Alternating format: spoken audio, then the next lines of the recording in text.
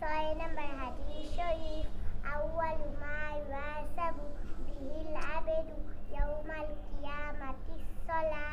হাদিস শরীফের অর্থ কিয়ামতের দিন সর্বপ্রথম নামাজের হিসাব হইবে। 7 নম্বর হাদিস শরীফ ফাদলুল আলিমিন আলাল আবিদি কাফাদনি আলা আদনাকুম।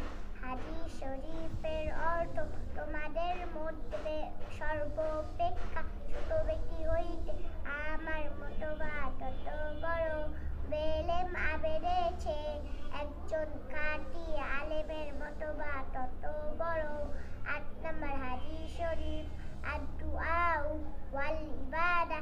হাদিস শরীফের অর্থ দোয়াই ইবাদত। 9 নম্বর হাদিস শরীফ মাল্লাম ইয়াসআলিল্লাহ ইয়াগতাব আলাইহি। হাদিস শরীফের অর্থ যে ব্যক্তি আল্লাহ তাআলার নিকট দোয়া করে না, আল্লাহ তাআলা ওই ব্যক্তির উপর রহম করে না। 10 নম্বর হাদিস শরীফ লা ইয়ারহামুল্লাহু মান লা ইয়ারহামুন নাস। হাদিস শরীফের অর্থ